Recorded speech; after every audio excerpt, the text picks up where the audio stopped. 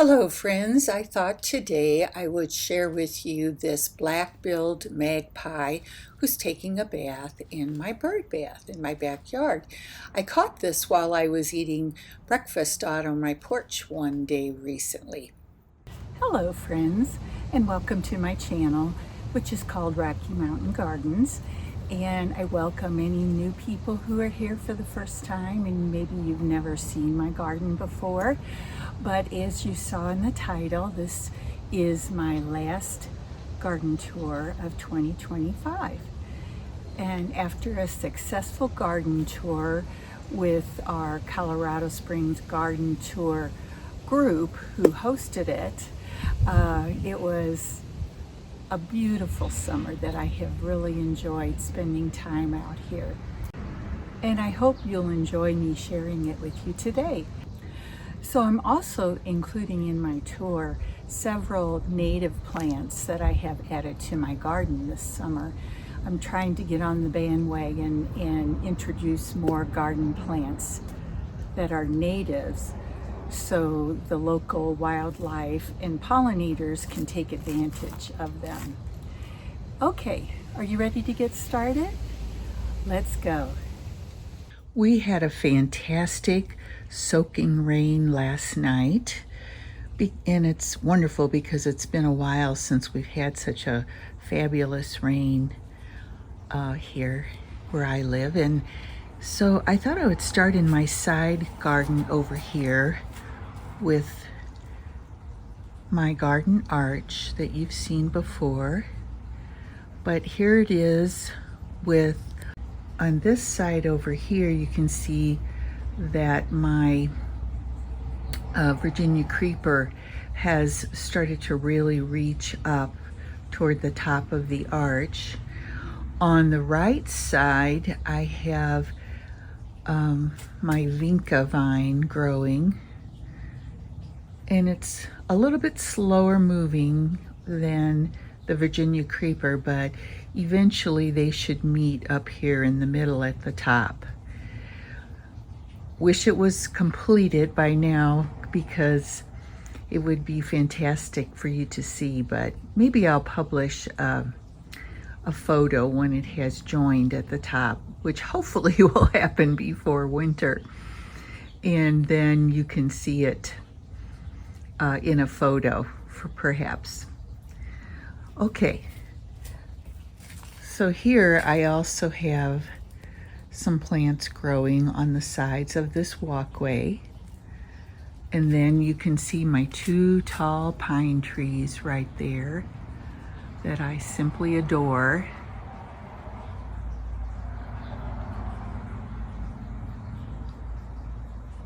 We're supposed to be getting a lot of rain. So let's walk in to my garden. You can see my hose there. I haven't watered for a couple of days because of the rain. And over here, one of my gnomes. And this container has just grown beautifully for the summer. It looks just so pretty with the impatiens and coleus that are growing in it. And of course, if you've seen my garden before, you know that this area is very shady. Here I have a Carol Mackey Daphne bush with these variegated leaves. Aren't they lovely?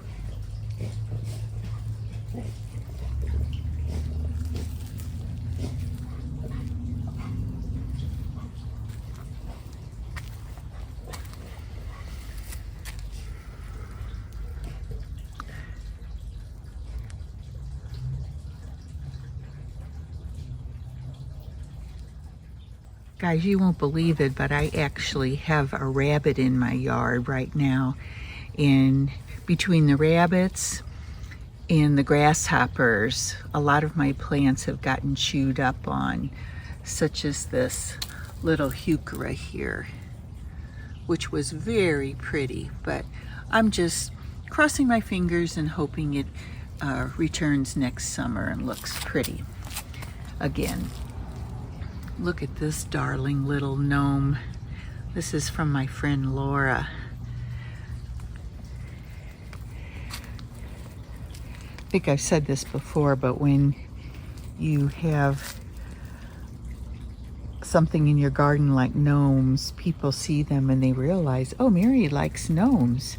Let's buy her a gnome for a gift. Yes, so I do have quite a few in my garden. Over here are quite a few hostas that I always enjoy, and they have made it without much damage from hail this summer. I spent a lot of time covering them up during thunderstorms to protect them before we had the garden tour. So I'm thrilled that they're still looking pretty good.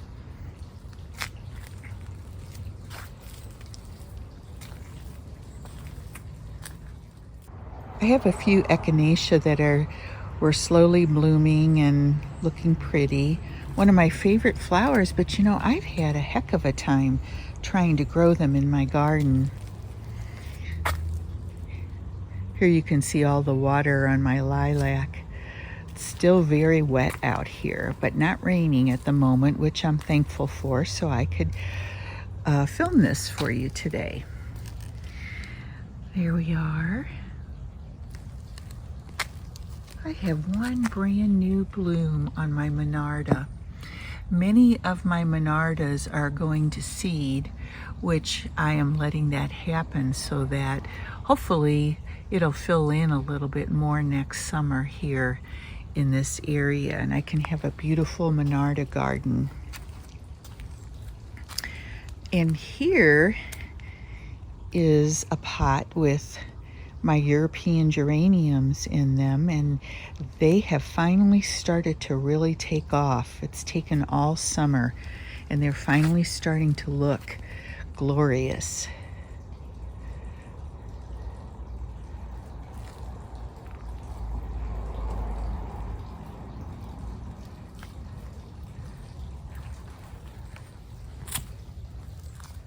Here I have a little wooden box, and I put plastic pots inside to grow these calibrachoas, and they're looking very nice. A little bit droopy from all the rain, but still pretty.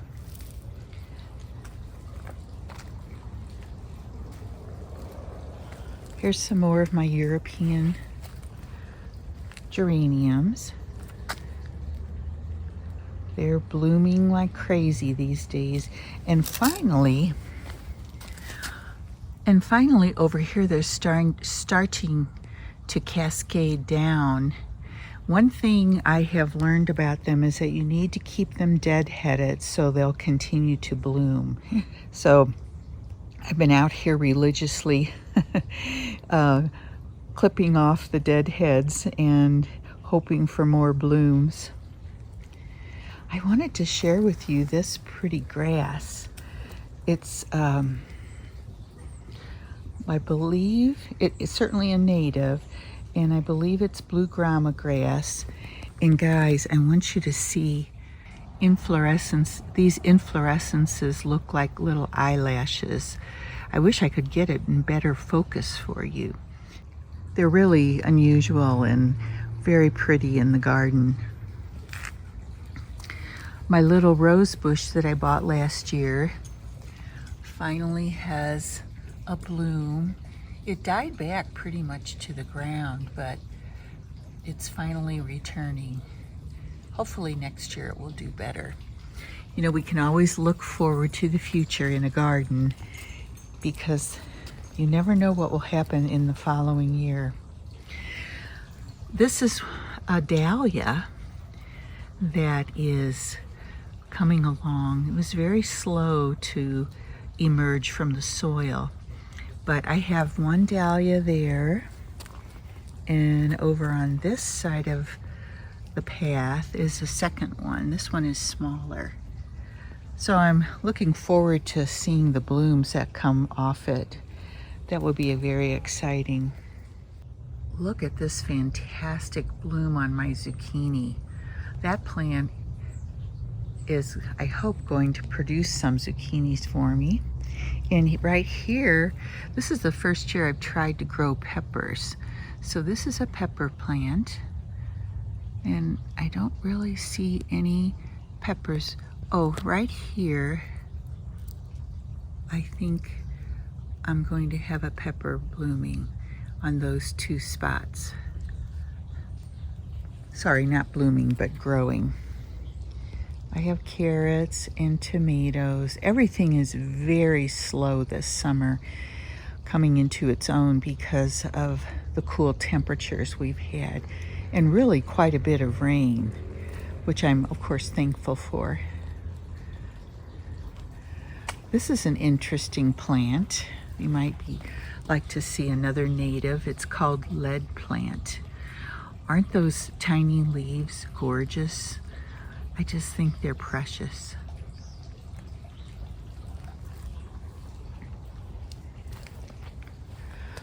Coming along here, I have a plant called globe thistle. And oh, those little squirrels, look at this. They chewed the bud for the globe thistle, which here you can see what one looks like, actually, if it blooms all the way. But I have had every single bud but that one chewed off by squirrels, rabbits. I'm not quite sure who was the culprit.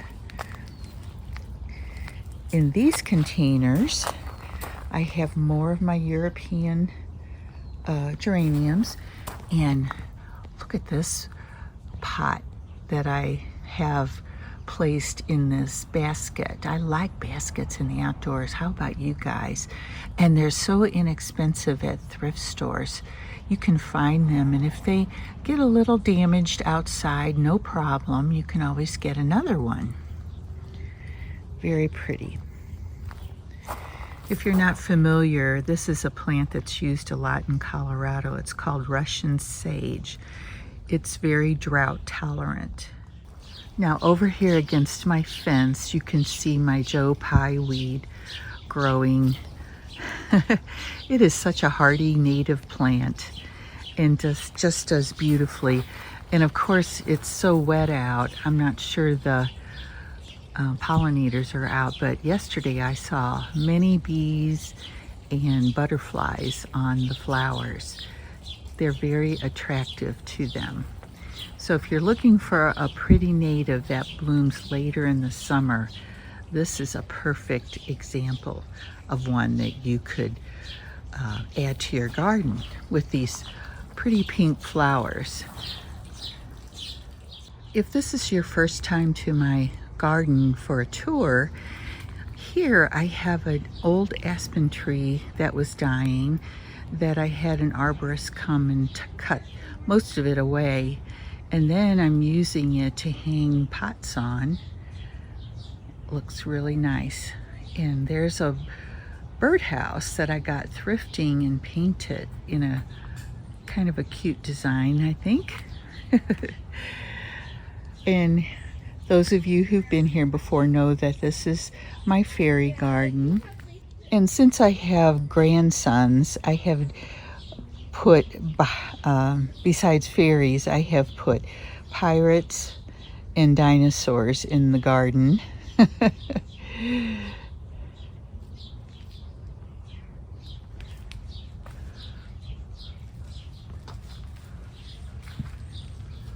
Over here I have a little fairy village with various little homes for them to live in. Those are my grandsons' name, Killian and Lucas.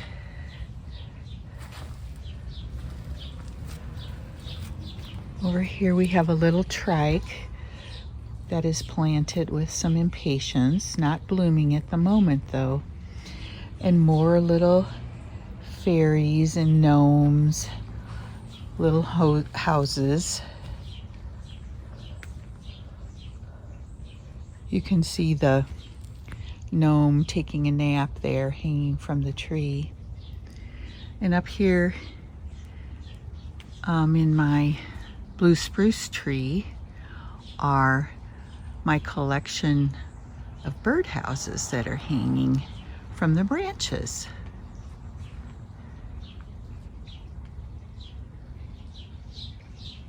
I have quite a variety.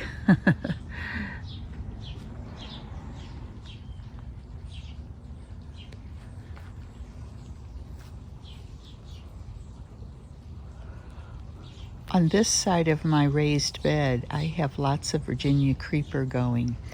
Now, I know Virginia creeper can be quite invasive. Out here, where we have such an arid climate, it is actually easy to keep it under control. And if you just whack it back or pull it up by the roots, it's very easy. So I don't worry about it here. Here is a heart-shaped stepping stone that I found at one of our local landscaping stores.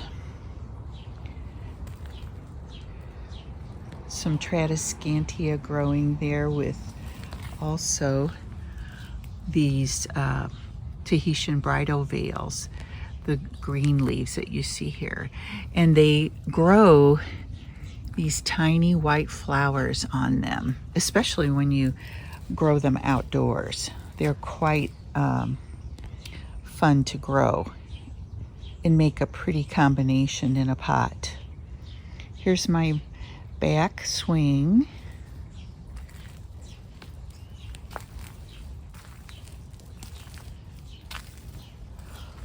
Another gnome.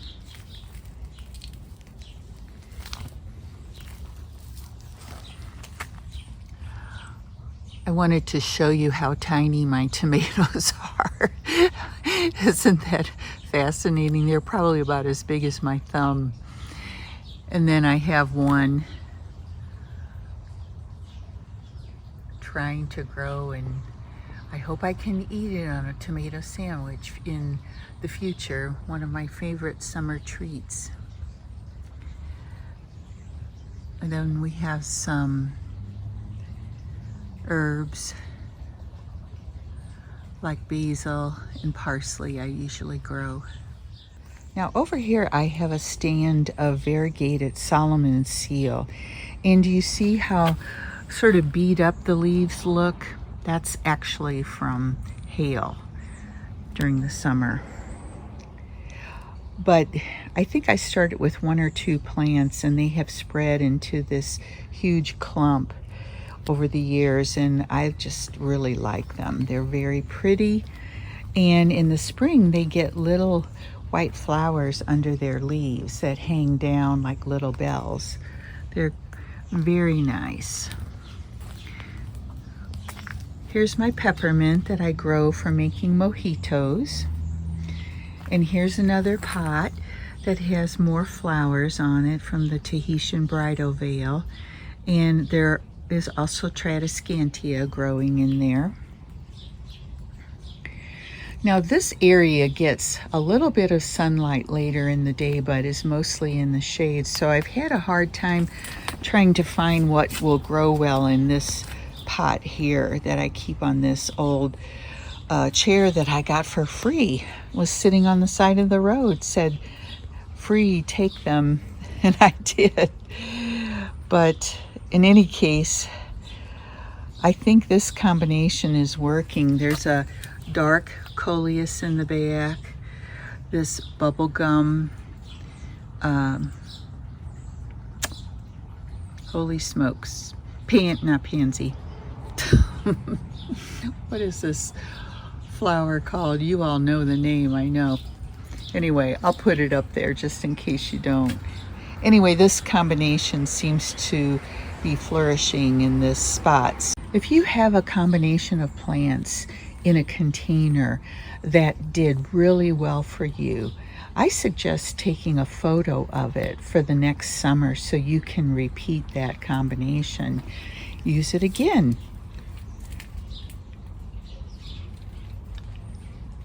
Here's another beautiful combination over here as well. Common name for that plant is polka dot plant, and I think you all know this is a coleus, and then we have some impatiens. right there. Here's a vintage watering can that I found thrifting one day. It's a little beat up from the rain and the mud, but anyway, it's, I think, quite cute. There's my gate that I painted last year. And over here, here's some impatiens and asparagus fern in a pot. And it's very healthy as well.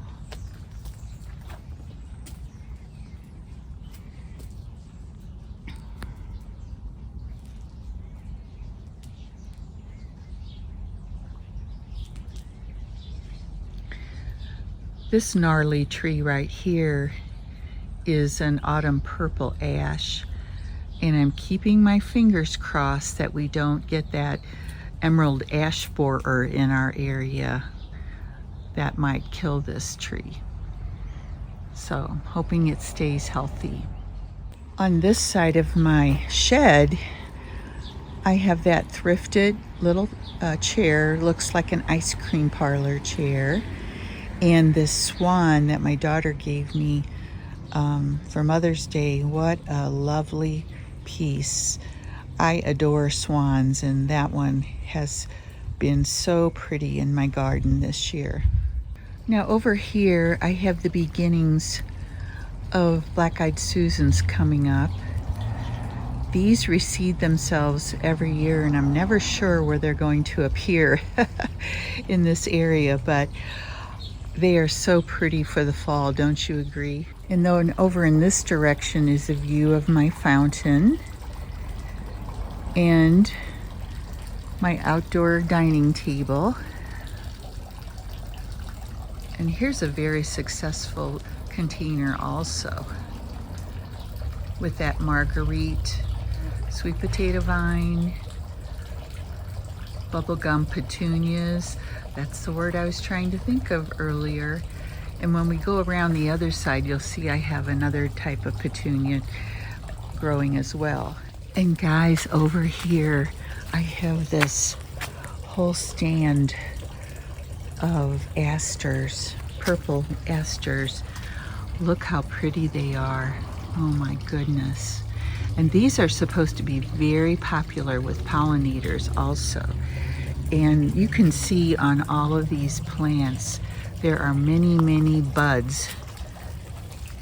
And this was a gift from a friend of mine who had them in her garden. I just dug up a couple of pieces, planted them here, and they've spread.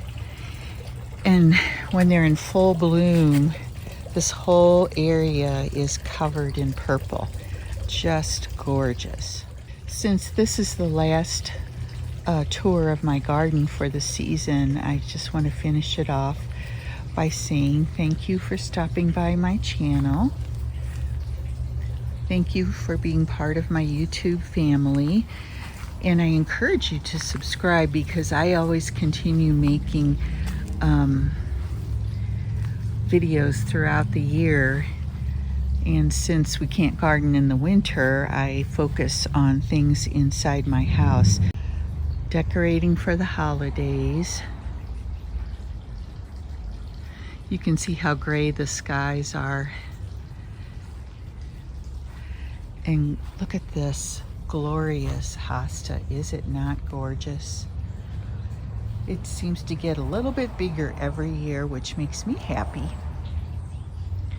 And I want you to see how full my bird bath is. It's dripping off the back side because it's so full. And that's thank you to the rain we had last night. So guys, like I said, thank you for coming and joining me on the tour. And I hope to see you again next time. You know, I post videos every other week on Fridays normally. So thank you, thank you, thank you, and best wishes for a wonderful fall. This is Mary saying bye for now.